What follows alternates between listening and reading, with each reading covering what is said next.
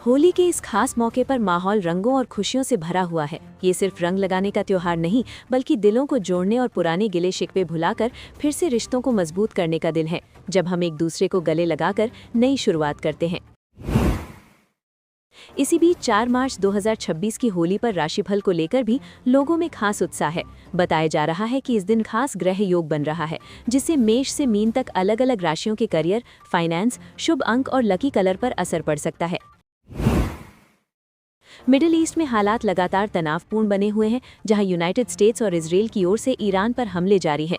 इसके जवाब में तेहरान खाड़ी देशों में मौजूद अमेरिकी सैन्य ठिकानों पर मिसाइलें दाग रहा है, जिससे पूरे क्षेत्र में अस्थिरता बढ़ गई है।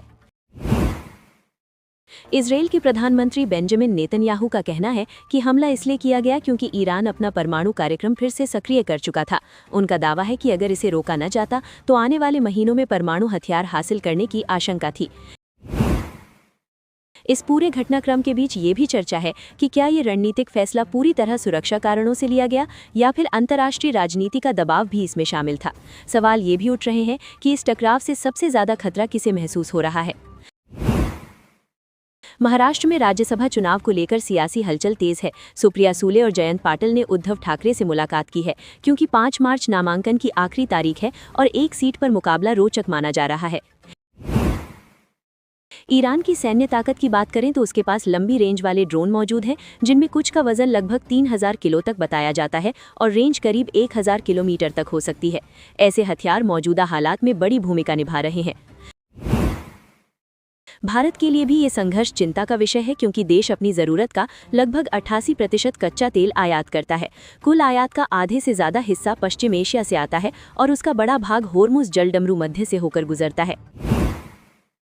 हालांकि राहत की बात यह है कि भारत के पास लगभग 40 से 45 दिनों तक की तेल आपूर्ति का भंडार मौजूद बताया जा रहा है। अगर युद्ध लंबा खिंचता है तो सप्लाई चेन और कीमतों पर असर पड़ सकता है।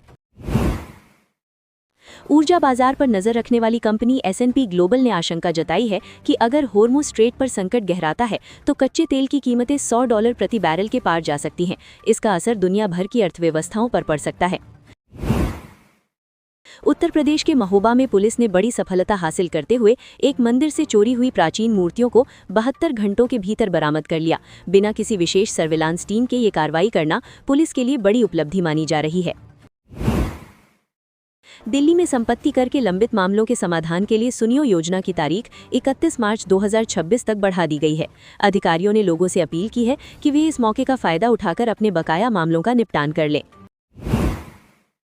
राजधानी दिल्ली में एक ऑनलाइन क्रिकेट सट्टेबाजी रैकेट का खुलासा हुआ है, जो जन्नत 24/7 नाम के ऐप के जरिए चल रहा था। पुलिस ने 4 आरोपियों को गिरफ्तार किया है और दुबई कनेक्शन की जांच जारी है। हरियाणा के करनाल में STF ने मुठभेड़ के बाद 2 शूटरों को गिरफ्तार किया है। पुलिस के अनुसार बदमाशों ने फायरिंग की, जिसके जवाब में कार्रवाई हुई और दोनों को घायल अवस्था में पकड़ा गया। पंजाब में आम आदमी पार्टी सरकार ने दावा किया है कि आबकारी राजस्व में 86.77% की ऐतिहासिक बढ़ोतरी हुई है।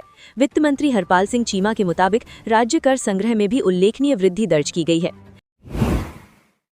हिमाचल प्रदेश में मुख्यमंत्री सुखविंदर सिंह सुक्खू 20 मार्च को राज्य का बजट पेश करेंगे। बताया जा रहा है कि इस बार परंपरा में बदलाव करते हुए बजट प्रस्तुति की तारीख अलग तय की गई है। दिल्ली की मुख्यमंत्री रेखा गुप्ता ने होली पर लोगों को शुभकामनाएं देते हुए भाईचारे और विकसित दिल्ली के संकल्प पर जोर दिया है। उन्होंने त्योहार को प्रेम और एकता का प्रतीक बताया।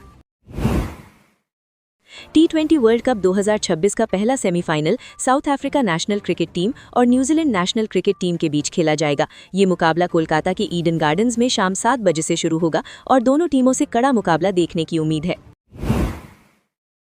कुल मिलाकर होली के जश्न के बीच देश और दुनिया की राजनीति, अर्थव्यवस्था, सुरक्षा और खेल जगत में हलचल तेज है।